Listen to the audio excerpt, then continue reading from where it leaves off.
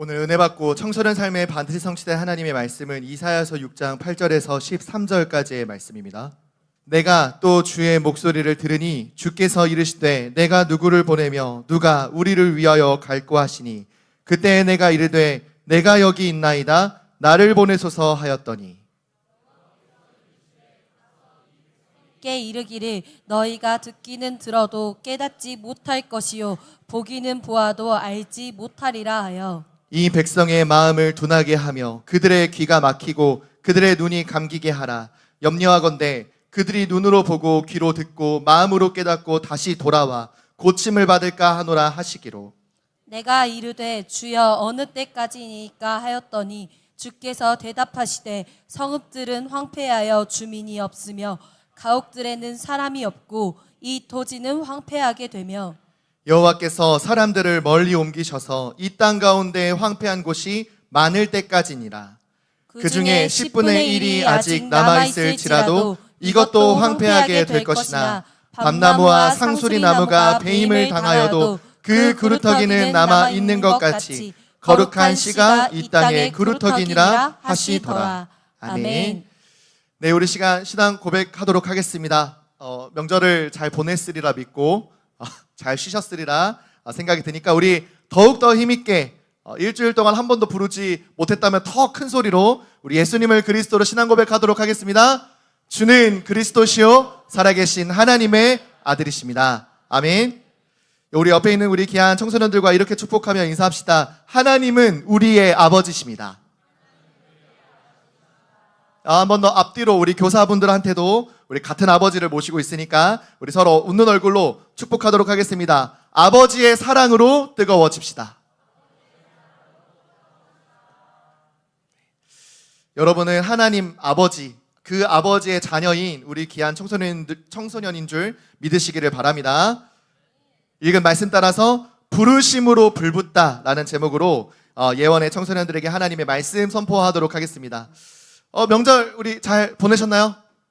네, 그쵸. 이렇게까지 긴 명절이 있었나 싶었을 만큼 아주 긴 명절이었는데 지금 벌써 끝나요.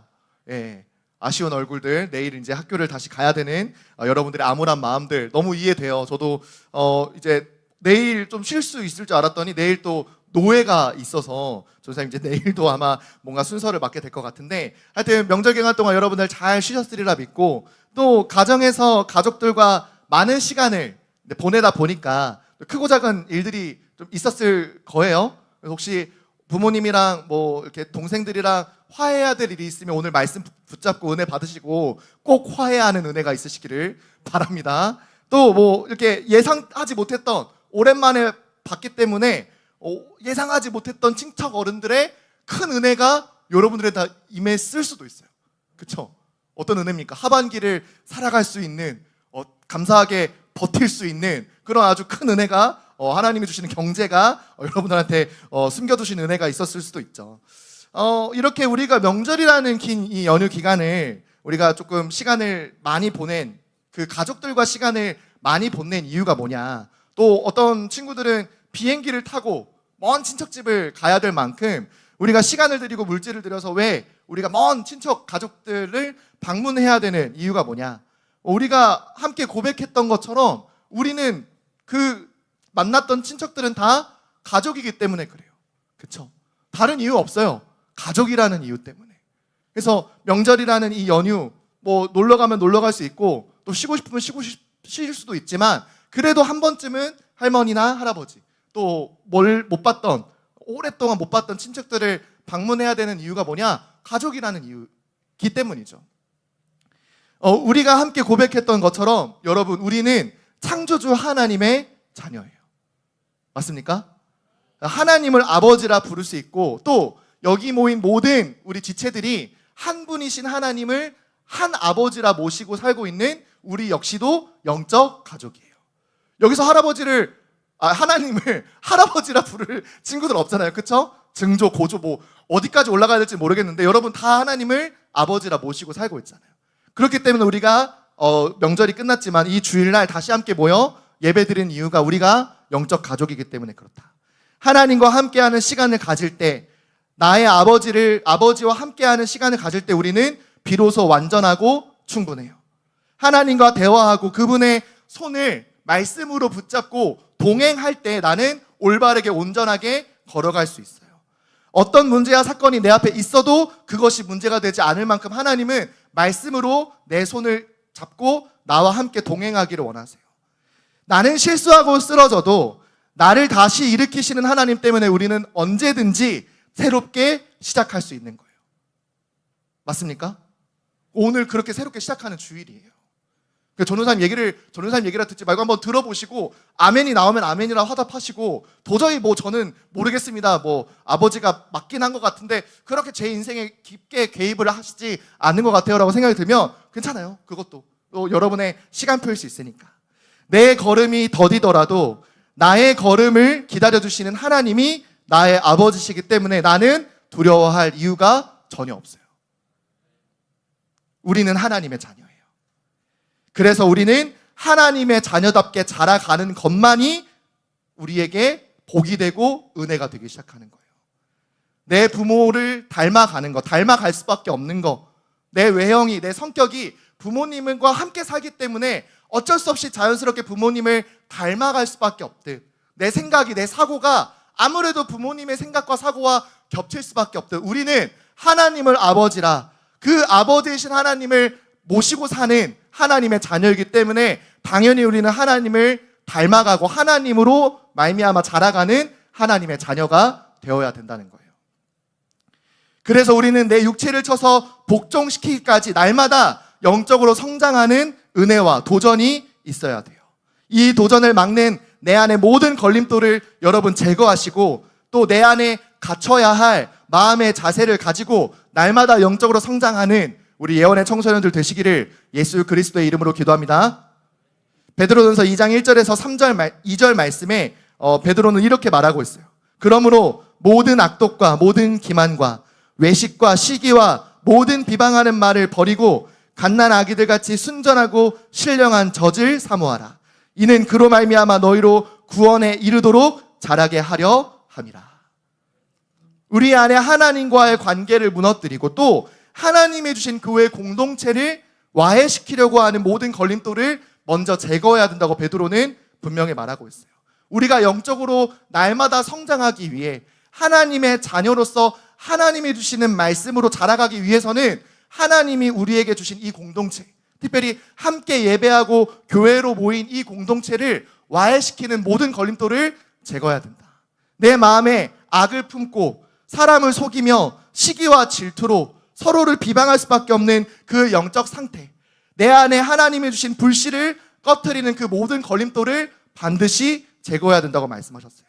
그때 비로소 내게 주어지는 복이 무엇이냐? 목마른 사슴이 시냇물을 찾아 그 물을 맛보아 모든 갈증이 해소되는 것과 같이 갓난 아기가 부모의 어머니의 젖을 먹음으로 모든 것이 충분할 만큼 다른 것을 먹지 않아도 될 만큼 하나님의 말씀으로 내 인생의 신령한 젖이 되어 그 말씀으로만 자라가는 은혜가 복이 그때부터 임하기 시작해요.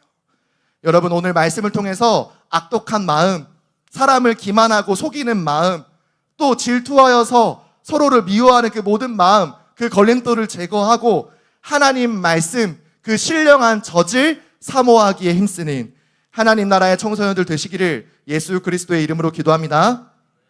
하나님의 모든 말씀을 다 이루신 예수 그리스도가 나의 삶의 기초가 될 때 우리 안에 모든 사그라들었던 불씨가 회복되기 시작해요.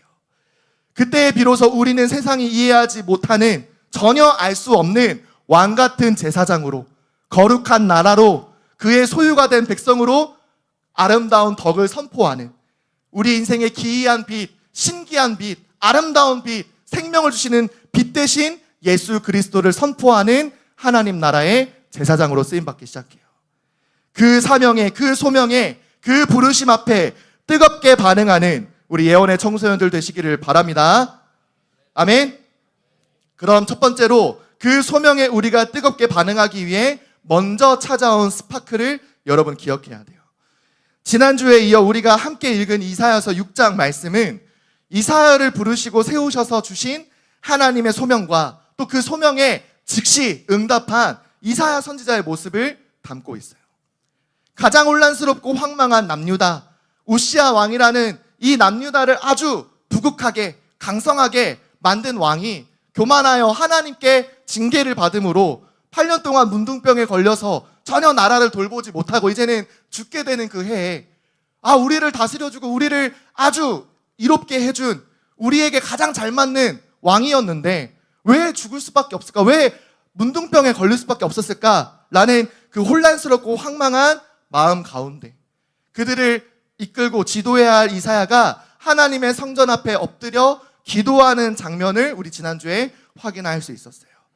그렇게 하나님의 성전에서 하나님의 구원하심을 기도로 간구했던 이 이사야에게 하나님이 직접 자신의 모습을 보여주시는 하나님의 사랑을 우리가 확인할 수 있었어요.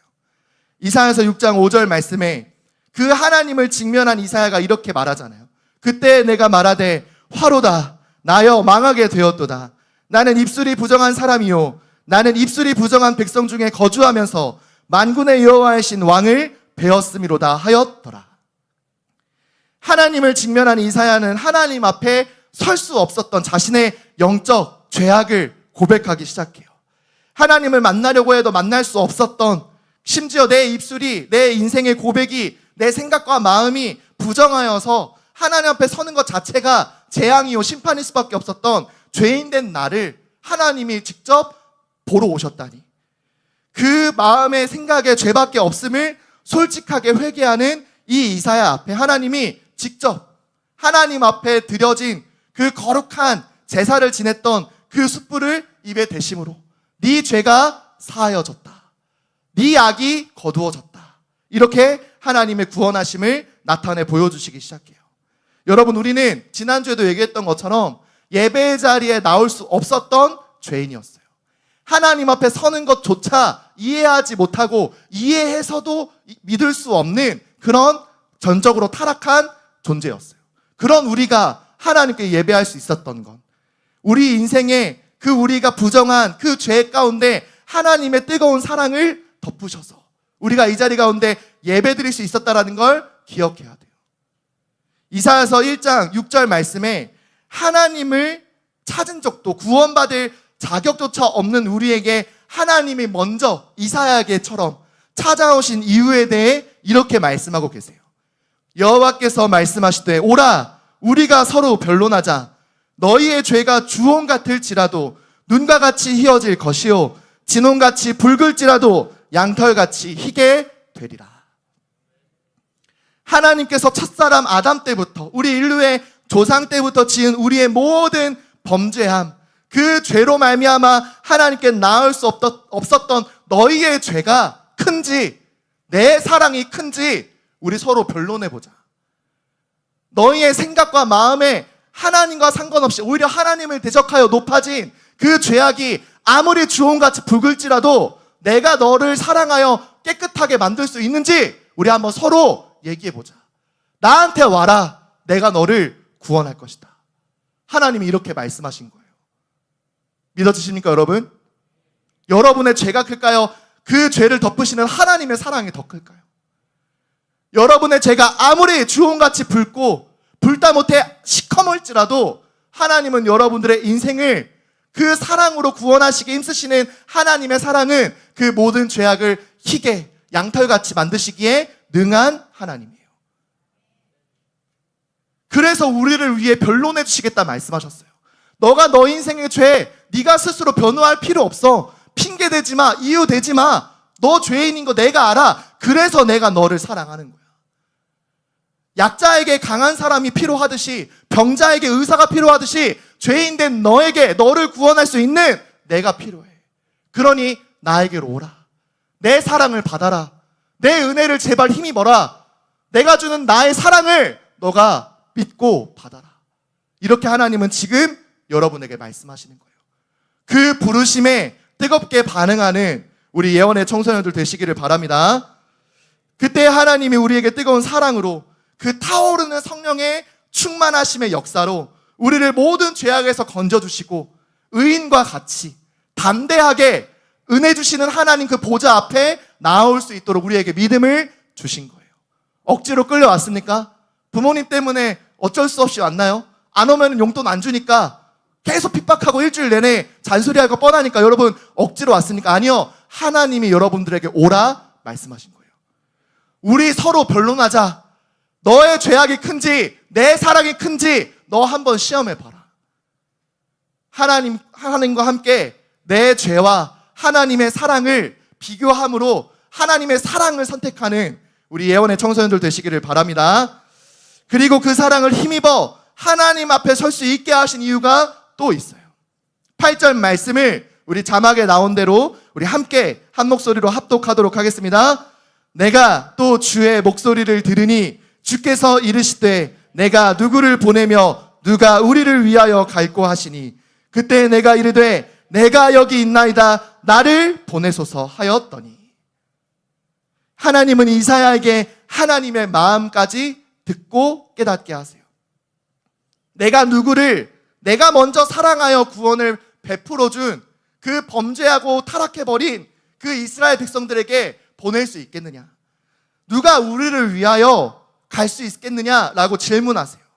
하나님은 이사야에게 그 범죄한 남유다 백성들, 하나님을 외면하고 하나님의 말씀을 부정하고 그 입술로 진짜 하나님 앞에 죄악을 서슴지 않는 그 남유다 백성들을 구원하기 위해 누가 나를 위해 갈 수 있겠느냐? 누가 우리를 위하여 갈 수 있겠느냐라고 말씀하세요. 여기서 말하는 우리가 누굴까요? 스랍들일까요? 바로 영세전부터 여러분들을 창조하시고 구원하시기를 계획하신 성부 하나님. 그 하나님의 약속을 다 십자가에서 이루시고 부활하심으로 모든 말씀을 이루신 성자 예수 그리스도. 그 그리스도를 믿는 자들에게 지금도 함께 하시는 성령 하나님께서 누가 우리를 위하여 갈 수 있겠느냐 질문하는 모습이에요. 내가 사랑하는 그 영혼들, 내가 구원하기에 힘쓰고 있는 그 영혼들을 구원하기 위해 누가 나를 대신해 누가 우리를 위하여 갈 수 있겠느냐 질문하는 그 하나님 앞에 하나님의 마음을 깨달은 이 이사야가 스스로를 죄인이라 고백하며 자신이 죽게 되었다, 망하게 되었다라고 절망에 빠졌던 그 이사야가 단번에 이렇게 고백해요. 주여, 내가 여기 있습니다. 나를 보내소서. 하나님, 제가 쓰임받고 싶습니다. 제가 그 말씀의 언약 성취의 주역으로 쓰임받고 싶습니다. 저를 보내주옵소서. 죄인이었던 나를 하나님이 깨끗게 하여 주셨기 때문에 내 죄와 내 악이 하나님의 사랑으로 뜨겁게 불타버렸기 때문에 이제 제가 가겠습니다. 저를 사용하여 주옵소서. 뜨겁게 반응하는 이사야의 모습이 나와요. 하나님의 은혜로 그 모든 죄악에서 완전히 벗어나 하나님의 의인이 된 자녀의 반응이 이런 모습으로 나타나요.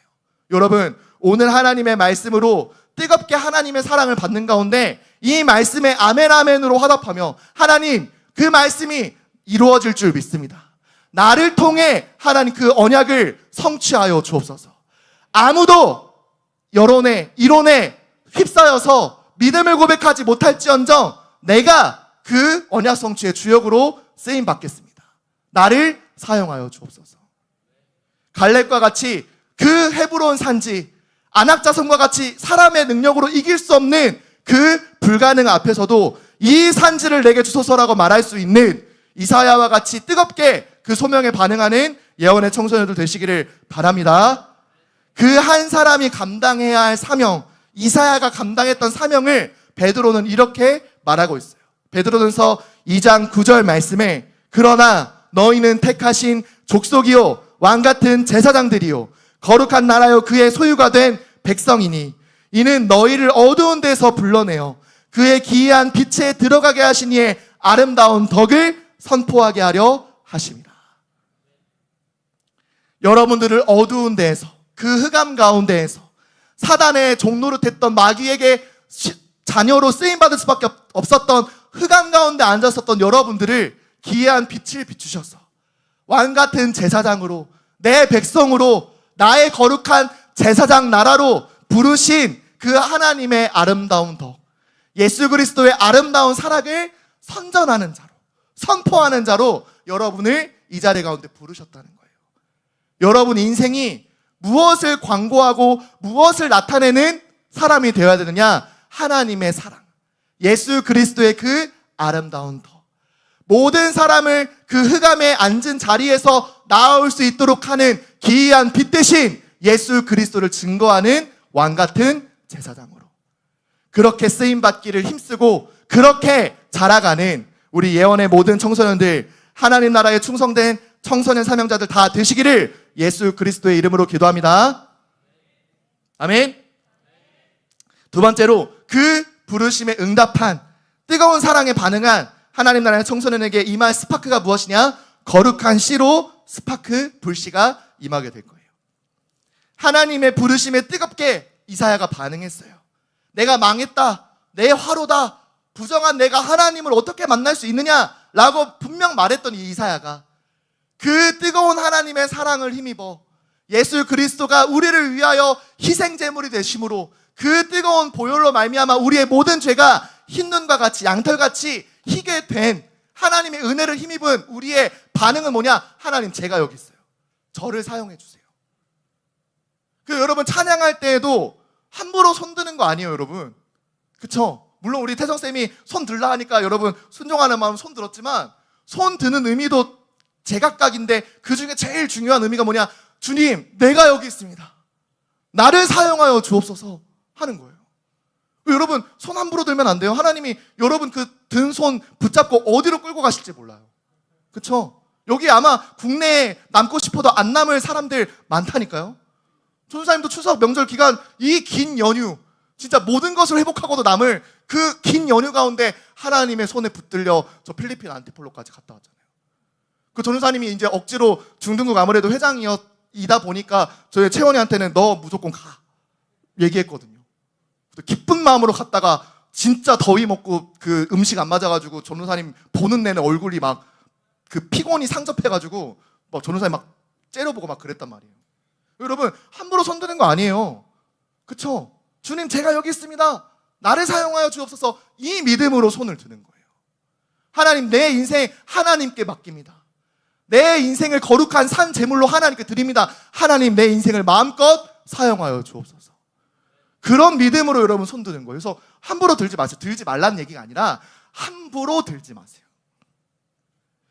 그 하나님 앞에 손을 들며 거룩하시고 거룩하신 하나님 앞에 내가 여기 있습니다. 나를 사용하여 주옵소서라고 응답한 이 이사야에게 하나님이 뜻밖의 말씀을 하세요. 이사야서 6장 9절에서 10절 말씀에 여호와께서 이르시되 가서 이 백성에게 이르기를 너희가 듣기는 들어도 깨닫지 못할 것이요 보기는 보아도 알지 못하리라 하여 여호와께서 이르시되 가서 이 백성에게 이르기를 너희가 듣기는 들어도 깨닫지 못할 것이요 보기는 보아도 알지 못하리라 하시기로라고 말씀하세요. 하나님께서 이 이사야를 제가 반복해서 읽었죠. 9절 말씀을. 하나님께서 이 이사야를 통해 유다 백성에게 하실 말씀은 이거였어요. 너가 가서 하나님의 말씀을 전하면 걔네들이 들어도 듣지 못할 거다. 눈으로 봐도 나를 직면해도 알지 못할 것이다 라고 말씀하세요. 심지어 10절 말씀에는 이어서 뭐라 말씀하시느냐? 너가 가서 이 백성의 마음을 둔하게 하며 그들의 귀가 막히게 하고 그들의 눈이 감기게 하라. 내가 염려하는데 걔네들이 유다 백성들이 눈으로 듣고 귀로 듣고 나를 봄으로 말미암아 돌아와서 구원을 받을까 내가 염려한다 라고 말씀하세요.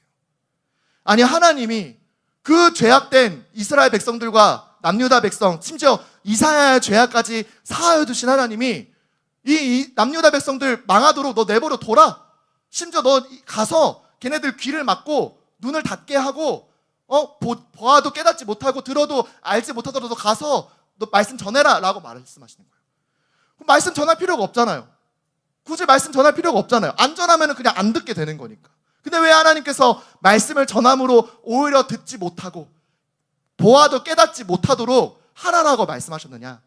하나님은 알고 계셨어요. 하나님은 눈에 보이지 않는 하나님이기 때문에 지금 여러분의 중심도 알고 계세요. 어떻게 예배드리고 있는지, 어떻게 하나님 말씀 앞에 반응하고 있는지, 그 말씀 앞에 누가 서 있고 누구를 지금 누구 앞에 서 있는지 하나님은 알고 계세요. 하나님은 남유다가 이미 하나님 말씀에 전혀 반응할 수 없는 완악한 상태임을 알고 계셨어요.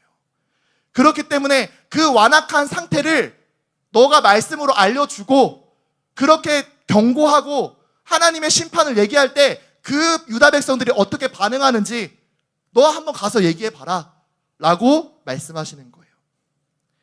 하나님은 하나님을 모른다고 말하고 있는 남유다의 패역함에 대해 오래 참으셨어요. 그리고 이제 그 한계가 임하셨어요. 이제 이 남유다가 많은 지방으로 흩어져 심지어 바벨론으로 포로로 끌려가 망하게 된다 하더라도 너 가서 깨닫지 못하도록 만들어라 라고까지 말씀하시는 거예요. 10절 말씀에도 말씀하신 것처럼 이 남유다 백성들의 마음을 더 완악하게 만들라고까지 명령하세요. 하나님께서 더 이상 남유다를 돌보지 않으시고 구원할 마음이 없으신 것처럼 느껴질 수 있어요. 남유다를 위해 자신의 죄가 아님에도 자신의 죄와 같이 하나님 앞에 자복하며 회개한 이 이사야에게는 너무 고통스러운 말씀이에요. 그 자신의 친척을, 동족을, 나라를 사랑하는 마음으로 가득 찬 이사야에게 이 말씀은 심판과 같았어요. 그래서 하나님께 질문해요. 이사야가 언제까지일까요? 하나님, 언제까지 하나님이 남유다를 그대로 두실까요? 그들의 마음이 돌아오지 못하도록, 깨닫지 못하도록, 들어도 알지 못하도록 하나님 어느 때까지 하실 건가요? 라고 질문해요. 이 질문에 내포되어져 있는 의미는 이사야는 알았어요. 하나님은 결코 진노 아래 자신이 사랑한 백성들을 오래 두시는 하나님이 아니심을 이사야는 믿고 있었어요. 하나님이 반드시 구원하실 하나님이심을, 그렇게 오래 두지 않으시고 그 사랑을 못 이겨서, 그 사랑이 너무 뜨거워서 멈추지 않는 하나님의 사랑인 걸 알고 있어서 내 입술에 그 뜨거운 하나님의 사랑을 드심으로 언제든 내 죄를 사하실 수 있는 하나님의 능력을 알고 있기 때문에 이사야는 질문한 거예요. 하나님, 언제까지 그렇게 하실까요? 하나님 오래 못 버티실 거 알아요. 하나님 우리를 사랑하시기 때문에 오래 방치하지 않으실 거 알고 있어요. 언젠가는 만나 주실 거잖아요. 언젠가는 건져 주실 거잖아요. 그게 언제일까요? 라고 질문하는 거예요. 여러분, 하나님의 사랑은 오늘 찬양했던 것처럼 멈출 수 없는 하나님의 사랑임을 여러분 잊지 마시기를 바랍니다. 여러분은 하나님을 향한 사랑을 멈췄다 하더라도 하나님은 여러분을 향한 사랑을 멈추지 않아요. 심지어 그 남유다를 징계하시고 진노 아래 두신 이유도 그 하나님의 사랑으로 건지시겠다라는 약속을 주시기 위함이었어요. 그 이사야의 믿음, 그 간구하는 질문에 하나님은 이렇게 구원을 약속하시기 시작해요. 이사야서 6장 13절 말씀에 그 중에 10분의 1이 아직 남아있을지라도 이것도 황폐하게 될 것이나 밤나무와 상수리나무가 배임을 당하여도 그 그루터기는 남아 있는 것 같이 거룩한 씨가 이 땅에 그루터기니라 하시더라. 하나님은 모든 나무 중에 10분의 1이 남아 있어도 그것마저 배임을 당하게 될 것임을, 남유다 많은 백성들이 믿음을 가진다고 하나님을 믿는다고 말하지만 그 믿음마저도 하나님이 완악함으로 황폐하게 될 것임을 하나님은 말씀하셨어요. 그러나 그것이 끝이 아닌 새로운 시작임을, 하나님의 심판은 하나님의 구원으로 그 하나님의 구원하심을 기다릴 수 있도록 하나님께 나아올 수 있도록 경고하시고 징계하시는 하나님의 사랑임을 하나님은 분명히 이사야에게 나타내 보여주셨어요. 그래서 분명히 이렇게 약속하셨어요. 나무가 배임을 당하여도 그루터기가 남아있는 것처럼, 뿌리가 뽑히지 않은 그 나무에 그루터기가 남아 계속 살아있는 것처럼 하나님의 구원을 얻어 하나님의 이름으로 다시 새롭게 시작할, 심지어 바벨론이라는 포로로 끌려가도 그 포로 가운데 70여 년 동안 믿음을 지킨 그 남은 자들을 통해 하나님은 다시 하나님 나라를 이루어 가실 것을 약속하셨어요. 그 남유다를 넘어 이제는 모든 사람 중에 구원 얻기로 작정된 자를 구원하실 하나님의 거룩한 씨를 이 땅에 보내실 것을 약속하셨어요. 이사야서 11장 1절에서 2절 말씀에 이새의 줄기에서 한 싹이 나며 그 뿌리에서 한 가지가 나서 결실할 것이요 그의 위에 여호와의 영 곧 지혜와 총명의 영이요 모략과 재능의 영이요 지식과 여호와를 경외하는 영이 강림하시리니. 하나님은 거룩한 씨가 이 땅에 심겨져 싹이 나고 뿌리를 내려 열매를 맺을 만큼 자라게 될 것까지도 말씀하셨어요. 그 싹은 이새라는 한 사람에게서부터 나오게 될 것을 말씀하신 거예요. 이새가 누굽니까, 여러분? 이새가 누굴까요? 예, 다윗의 아빠예요. 좋아요. 다윗의 아빠. 결국 다윗의 혈통으로 오실 장차 만왕의 왕, 만주의 주, 모든 사람의 마음과 생각을 사로잡아 그리스도 앞에 복종하게 하실 우리 인생의 주인, 바로 예수 그리스도가 우리 인생의 거룩한 씨로 우리 가운데 찾아오실 것을 말씀하신 거예요. 그 거룩한 씨가, 그 예수를 그리스도로 믿는 믿음이 임한 하나님의 자녀를 통해 하나님은 많은 열매를 맺게 하실 것을 분명히 약속하셨어요. 그 거룩한 씨로 찾아오실 예수님이 요한복음 12장 23절 24절 말씀에 이렇게 말씀하세요. 예수께서 대답하여 이르시되 인자가 영광을 얻을 때가 왔도다. 내가 진실로 진실로 너희에게 이르노니 한 알의 밀이 땅에 떨어져 죽지 아니하면 한 알 그대로 있고 죽으면 많은 열매를 맺느니라.